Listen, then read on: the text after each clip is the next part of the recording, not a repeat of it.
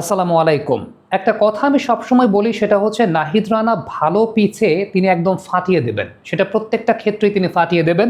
এর আগেও পাকিস্তানের এগেইনস্টে ৫ উইকেট নিয়েছেন, আজকে ৫ উইকেট নিলেন। পিএসএল এ যখন ভালো কন্ডিশনে খেলা হয়েছে সেই সময়টাও কিন্তু নাহিদ রানা ফাটিয়ে দিয়েছেন। সবচাইতে বড় কারণটা হচ্ছে তার রিপিটেড পেস, অর্থাৎ তিনি বারংবার পেসটাকে জেনারেট করতে পারেন। একটা খুব চমৎকার ব্যাপার তার মধ্যে রয়েছে যেটা এই মুহূর্তে পুরো বিশ্বব্যাপী আসলে খুব রেয়ার, সেটা হচ্ছে নাহিদ রানা কন্টিনিউয়াস তিনি কিন্তু এই পেসটাকে জেনারেট করতে পারেন। তবে একটা বিষয় ঘটে সেটা হচ্ছে যখন একটু খারাপ উইকেটে খেলা হয়, that means low and slow উইকেটে খেলা হয়, ওই সময় পেসটাকে আসলে রাইট জায়গায় ইউজ করতে পারেন না নাহিদ রানা, এবং that is very common. That is very natural. কারণটা হচ্ছে একজন এই লেভেলের পেস বোলার যখন আপনার দলে আছে, আপনি কেন তখন আসলে লো অ্যান্ড স্লো উইকেটে খেলবেন? আজকের দিনের উইকেটটা বেটার কন্ডিশন ছিল এবং সেই জায়গাটা থেকে বাউন্সটাকে এক্সট্র্যাক্ট করতে পেরেছেন। রিয়েল টাইমে বলের পেসটা তিনি পেয়েছেন জেনারেট করতে। সবচেয়ে গুরুত্বপূর্ণ যে ব্যাপারটা সেটা হচ্ছে আপনি দেখবেন একটা বিষয়, যখন লো অ্যান্ড স্লো বাউন্সে খেলা হয় বা ওই রকম উইকেটে খেলা হয় তখন কিন্তু নাহিদের বোলিং থেকে you can not get the best output. অর্থাৎ যখন নর্মাল উইকেট থাকবে, যে উইকেটটা আসলে সাদা বলের ক্রিকেটের জন্য উপযোগী, ব্যাটারদের জন্য রান ফ্রেন্ডলি, ওই টাইপের উইকেটে নাহিদ রানা যখন হিট দ্য ডেক হার্ড করবেন, ওই সময়টায় কিন্তু তিনি বাউন্স জেনারেট করতে পারবেন, বাউন্সটাকে পারচেজ করতে পারবেন। এবং এই বিষয়টাই সবচেয়ে ইম্পর্টেন্ট যে নাহিদ রানাকে যখন আপনি নিচ্ছেন দলে, আপনাকে এটা এনশিওর করা উচিত। আপনি যখন হোম কন্ডিশনে খেলছেন, এখন কিন্তু আর আগের দিন নাই যে বাংলাদেশে লো অ্যান্ড স্লো কন্ডিশন তৈরি করে আপনাকে জিততে হবে। এখন আপনার স্ট্রেংথের জায়গাটা পরিবর্তিত হয়েছে। আপনি যদি কন্ডিশনের সুবিধা নিতে চান, সেই কন্ডিশনের সুবিধা নিতে চাইলে কিন্তু আপনাকে আসলে বেটার কন্ডিশন প্রোভাইড করতে হবে ফর নাহিদ রানা। এবং সত্যি কথা বলতে এরকম একজন অ্যাসেট বাংলাদেশ ক্রিকেটে আছে, এটা কিন্তু পুরো বিশ্বব্যাপী আসলে সত্যি কথা বলতে রেয়ার। কারণ এই মাপের পেস বোলার, এই ধরনের পেস বোলার যিনি রিপিটেড পেস জেনারেট করতে পারেন, আপনি খেয়াল করে দেখবেন যতগুলো বল নাহিদ রানা করেছেন, তার যে বলগুলো আসলে একটু ব্যাক অফ দ্য লেন থেকে তিনি উইকেট পেয়েছেন, সেই বলগুলো যদি আমরা একটু খেয়াল করে দেখাই আপনাদেরকে, আজকের দিনটাতে এই বলগুলো কিন্তু খুব ভালো মতো স্কিড করে ব্যাটার পর্যন্ত গেছে, যেটা ব্যাটার প্রপার রিয়াকশন টাইমে বলটাকে পাচ্ছিলেন না। কেন পাচ্ছিলেন না? Because of the pace. অর্থাৎ বিষয়টা এরকম না যে পেস তিনি এর আগের দিন জেনারেট করেন নাই, এর আগের দিন তিনি জেনারেট করেছেন, বাট অফ দ্য পিচ যেহেতু উইকেটটা was very much on to the lower side, ওই বলগুলো যেটা হয়েছে সেটা হচ্ছে প্রপার হাইটটাকে দেয় নাই বা প্রপার হাইটটা পায় নাই ওই বলগুলা, বাট প্রপার পেসে আসলে ওই বলগুলো ব্যাটসম্যানের কাছ পর্যন্ত যায় নাই।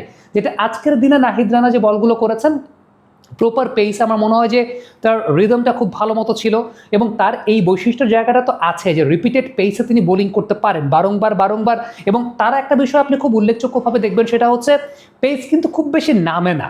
আমরা নর্মালি বোলারদেরকে দেখি যে ডিউরিং ওডিআই ক্রিকেট অনেক সময়ই পেস বোলাররা একটা পর্যায়ে কিন্তু পেস নেমে আসে 134-35-এ, but Nahid that kind of pace bowler এখন পর্যন্ত মাশাআল্লাহ তিনি এমনভাবে ভেরি মাচ শেপড, আমার কাছে মনে হয় যে ওয়েল বিল্ট, যে তিনি কন্টিনিউয়াস এই পেসটাকে জেনারেট করতে পারেন, যেটা বাংলাদেশ ক্রিকেটের জন্য একটা অনেক বড় ফ্যাক্টর। আমি আবারও একটা বিষয় বলবো, সেই বিষয়টা আমি বারবারই বলি, সেটা হচ্ছে যে আপনি যখন এই টাইপের উইকেটে খেলবেন তখন আপনার বেস্ট পসিবল স্কিলটাকে আপনি ডিসপ্লে করতে পারবেন। আর ওই যে আগে আমাদের একটা ট্রেডিশনাল ধারণা যে আমরা একটু স্লো উইকেট বানিয়ে জিতবো, সেটা কিন্তু আমরা জিতি না। Number one, reason number one is আমাদের এখন সাকিব আল হাসানের মতো ওই মাপের স্পিনার নাই লাইন আপে।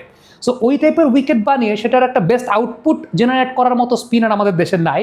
দ্বিতীয়ত যে বিষয়টা, যে ওই টাইপের ব্যাটিং কন্ডিশনে বাংলাদেশ টিমের ব্যাটাররা they are not that much skilful enough যে তারা তাদের ট্যালেন্টটাকে বা তারা তাদের স্কিলটাকে ওইরকমভাবে ডিসপ্লে করতে পারে। সো এই দুইটা ব্যাপারে কিন্তু এখন লো অ্যান্ড স্লো উইকেট বাংলাদেশের জন্য আমি বলবো যে এটা নট অ্যান অ্যাডভান্টেজ বাংলাদেশের জন্য, বরঞ্চ অ্যাডভান্টেজটা হচ্ছে আপনি যখন প্রপার উইকেটে খেলবেন, আপনার দলে নাহিদ রানার মতো একজন বোলার আছে এবং ওই রকম বোলার যখন থাকবে তখন ডেফিনেটলি আপনি এমন উইকেটে খেলবেন যে উইকেটে ভালো, যে উইকেটে বাউন্সটাকে এক্সট্র্যাক্ট করা যায়, পারচেজ করা যায়। এবং নাহিদের যে পেসটা আছে, ওই বাউন্সটাকে যদি তিনি পারচেজ করতে পারেন, সেটা ব্যাটসম্যানদের জন্য একেবারে দুর্বোধ্য হয়ে যায়। প্রপার রিয়াকশন টাইমে তারা বলটাকে পান না, অনেক কুইক চলে আসে। অনেক কুইক মানে তার বলটা তো আসলে কুইক।